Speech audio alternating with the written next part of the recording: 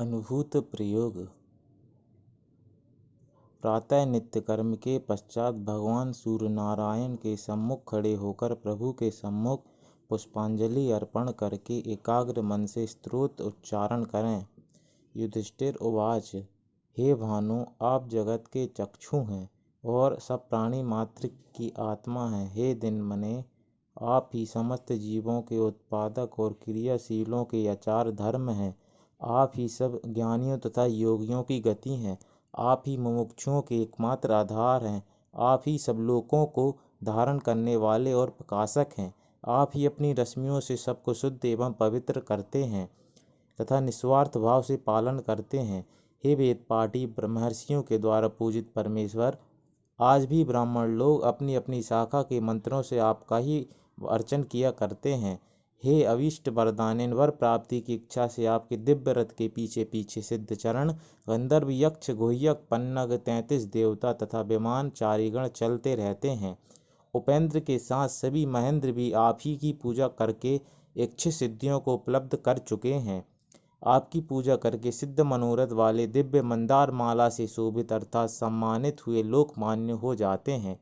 यही नहीं, गुह्यक सप्त पितृ गणा जो दिव्य लोकों में निवास करने वाले हैं तथा भूमंडल पर निवास करने वाले हैं, आपके भक्त मनुष्य भी शीघ्र लोक पूज्य व समृद्धिवान हो जाते हैं।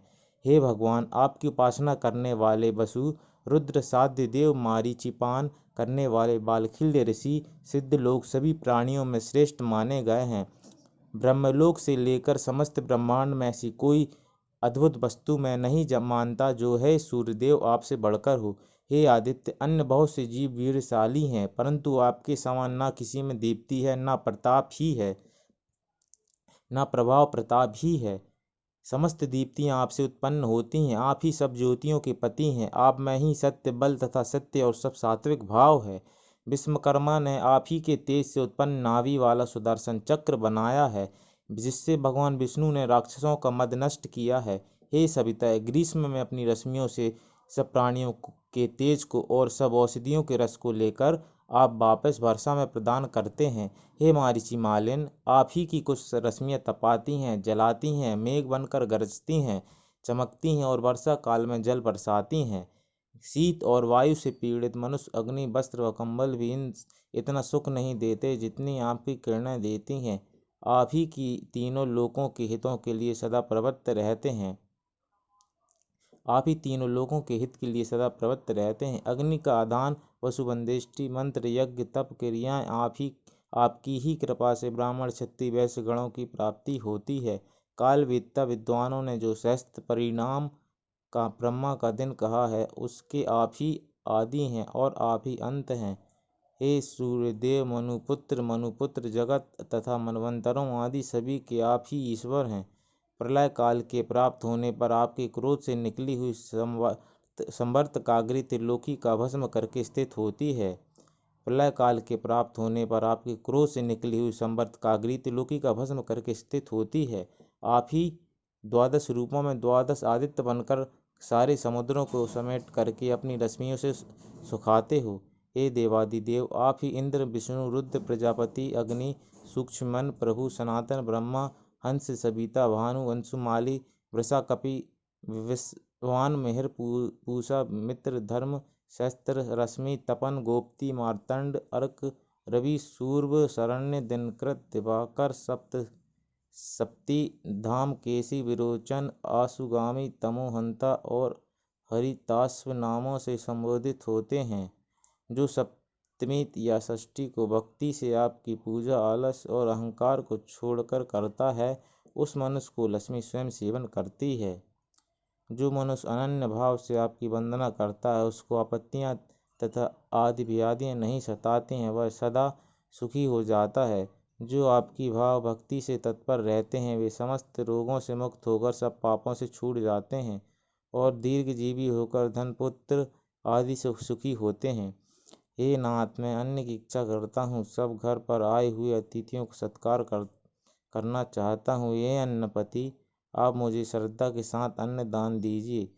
जो माठर, अरुण, दंड आदि आपके चरणोपांत में रहते हैं, उन विद्युत के समान दीप्ति वालों को नमस्कार करता हूँ। क्षुभा देवी के साथ मैत्री तथा अन्य गौरी पद्मा आदि देवियों को नमस्कार करता हूँ, वे मुझ शरणागत की रक्षा करें।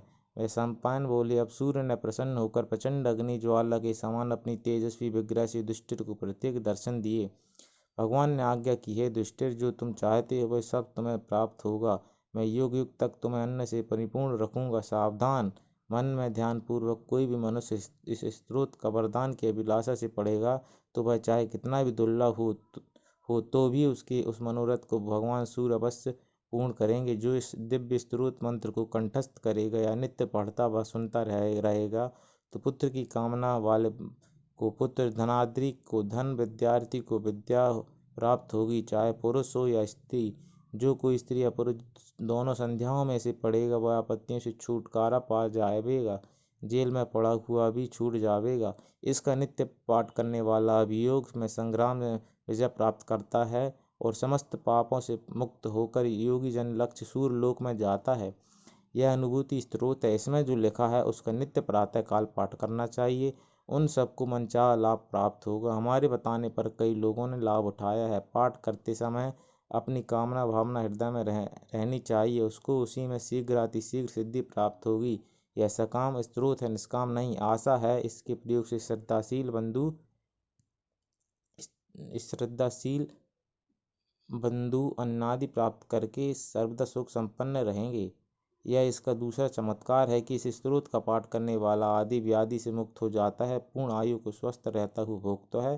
क्योंकि सूर्य नारायण प्रत्यक्ष भगवान है और अपने भक्तों को सर्वथा सर्वत्र सुखी करने वाले हैं।